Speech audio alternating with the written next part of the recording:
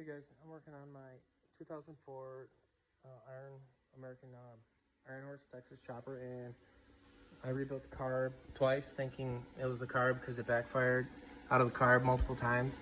So I got it at factory settings, which I think I do. 2 turns for the